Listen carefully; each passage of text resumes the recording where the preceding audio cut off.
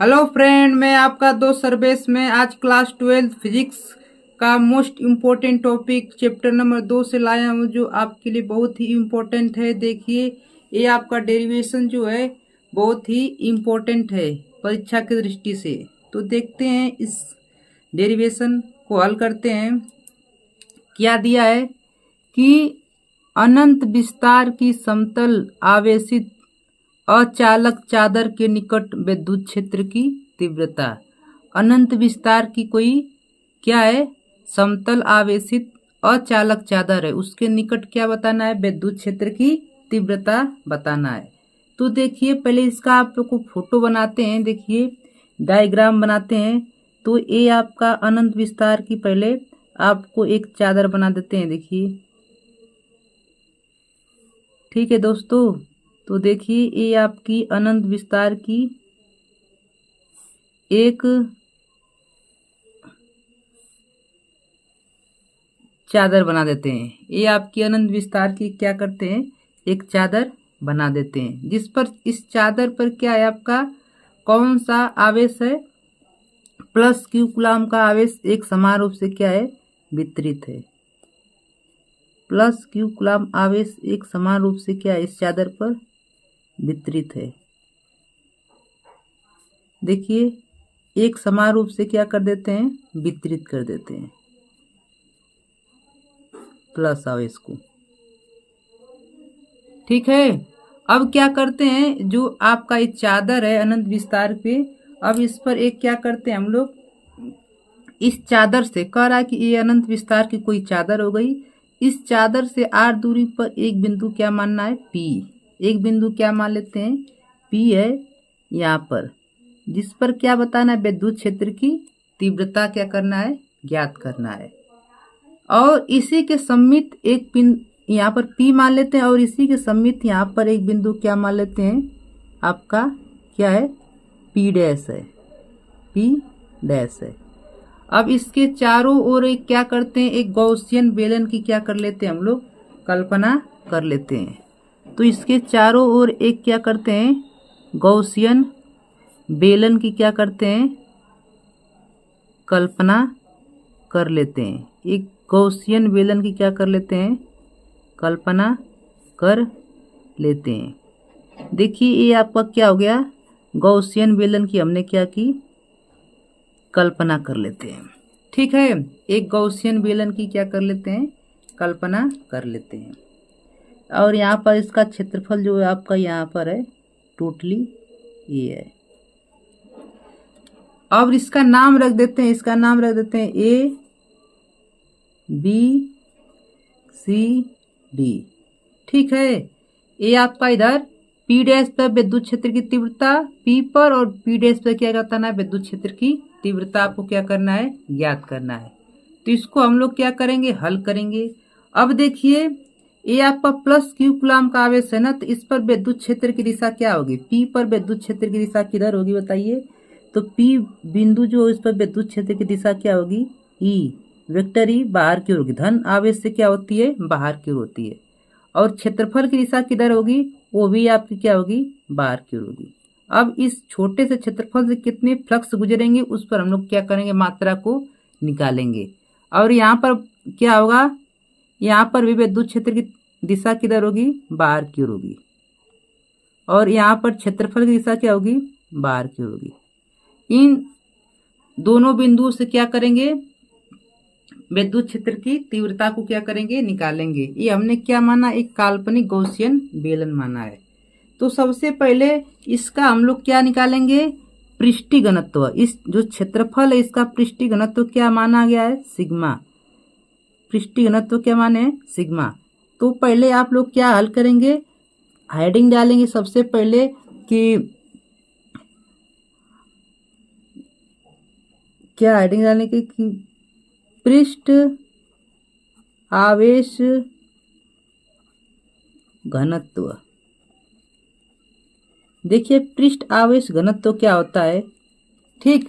तो पृष्ठ आवेश घनत्व की डिफिनेशन लिखेंगे, क्या होता है कि प्रति एकांक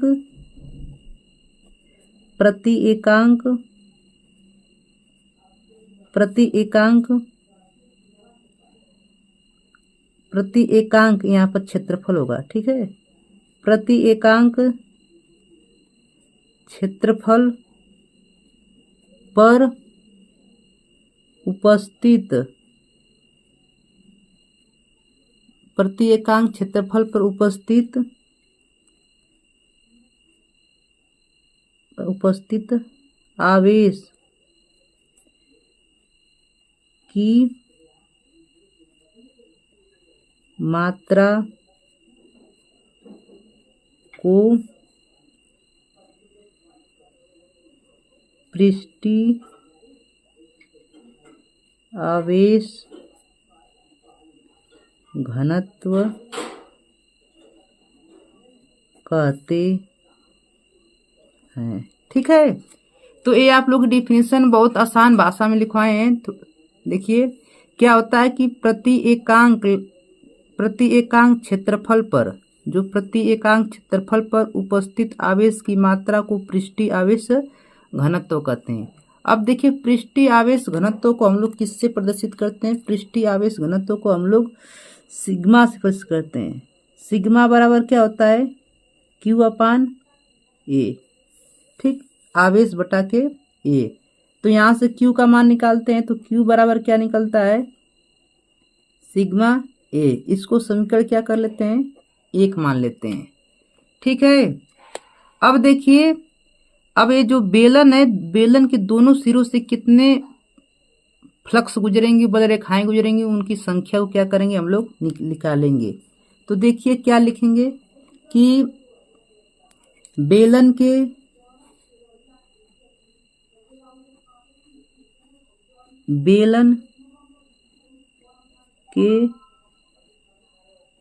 दोनों सिरों से होकर जाने वाला विद्युत फ्लक्स। अब देखिए ये जो बेलन के दोनों सिरों हैं उनसे जाने वाला विद्युत फ्लक्स निकालेंगे। बेलन के दोनों सिरों से जाने वाला विद्युत फ्लक्स क्या करेंगे? गणना करेंगे। तो इसको कैसे हल करेंगे? देखिए तो क्या होगा, इसको हल करते हैं तो फाई ई बराबर क्या हो जाएगा आपका? हल करेंगे तो पहले सिरे से इसका ए, पहले सिरे से वेक्टर के फॉर्म में लिखेंगे, vector E dot A D A, फिर प्लस दूसरे सिरे से समाकलन ए, फिर वेक्टर ई डी ए। अब आप लोग जानते हैं, क्या जानते हैं इसको, कि आप लोग क्लास 11th में पढ़े हैं कि vector A dot vector B बराबर क्या होता है? ए बी कॉस थीटा होता है ना। तो उसको उस रूप में क्या करेंगे हम लोग? लिखेंगे। तो देखिए तो फाई ई बराबर क्या आ जाएगा आपका?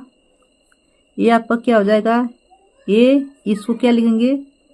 E D A cos theta plus क्या हो जाएगा? E D A cos theta. अब देखिए यहाँ से एंगल का मान निकालेंगे। देखिए वेक्टर ई और डी ए दोनों समांतर है ना, तो इनके बीच जो कोण बनेगा वो कितने अंश का बनेगा? 0 डिग्री का। यहाँ पर भी क्या बनेगा? 0 डिग्री का। तो काश 0 अंश की वैल्यू यहाँ पर भरेंगे, यहाँ पर भी भरेंगे, तो क्या वैल्यू हो जाएगी? 1 हो जाएगी। काश 0 अंश की वैल्यू 1 होती है। तो यहाँ से फाई ई का जो मान निकलता है वो क्या निकलता है? ध्यानपूर्वक देखिए, A into D A plus A into D A. अब देखिए ई कांस्टेंट, ई को बाहर निकाल देंगे तो फाई ई बराबर जो आपका आ जाएगा, क्या आएगा? फाई ई बराबर देखिए ध्यानपूर्वक, तो जो फाई ई बराबर आएगा, ई कांस्टेंट हो जाएगा, फाई ई का क्या हो जाएगा? ए जो डी ए इसका क्या हो जाएगा? समाकलन कर देंगे। ई यहाँ पर बाहर निकल गया और समाकलन डी ए कर देंगे, ठीक। अब सबको पता है कि देखिए जब डी ए का आप लोग समाकलन करेंगे तो क्या आएगा? ए आएगा, है ना। क्या आएगा? ए आएगा।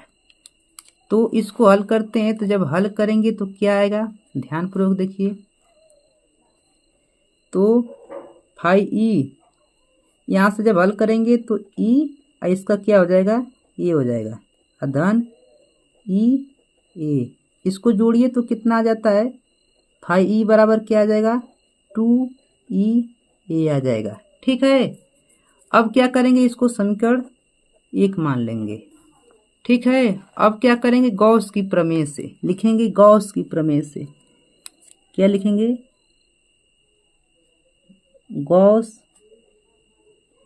की प्रमेय से, गॉस की प्रमेय से देखिए क्या होता है, गॉस की प्रमेय से 5e बराबर जो होता है Q/ε0 होता है। ठीक है, अब क्या करते हैं, समीकरण 1 से Q का मान क्या कर देते हैं, इसमें रख देते हैं। समीकरण 1 जो है वहां से Q का मान इसमें क्या करते हैं, रख देते हैं। तो आपका जो 5e बराबर आ जाता है, 5e बराबर क्या आ जाएगा, σA/ε0 है ना। किसी को प्रॉब्लम तो बताइएगा। अब देखिए इसको समीकरण क्या कर लेते हैं, 2 मान लेते हैं। समीकरण 1 और 2 को तुलना करने पर समीकरण क्या करेंगे, 1 और 2 की तुलना करेंगे तो लिखेंगे समीकरण 1 व 2 की क्या करेंगे, तुलना। जब तुलना करेंगे तो क्या होगा, देखिए 2e a किसके बराबर हो जाएगा, इसके बराबर हो जाएगा ना, किसके बराबर, σA/ε0 के। ठीक है, तो यहाँ से क्या करेंगे, e का मान निकालेंगे। तो e का जब मान यहाँ से निकालेंगे तो e बराबर क्या आ जाएगा आपका, देखिए a से क्या हो जाएगा, कैंसिल आउट हो जाएगा, और e का जो मान आ जाएगा σ/2ε0। ये आपका क्या आ जाता है, e का मान आ जाता है। यही हमको क्या करना था, सिद्ध करना था। यही विद्युत क्षेत्र की तीव्रता है आपकी।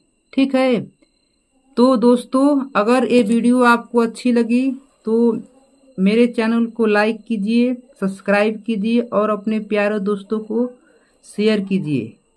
Thanks for watching.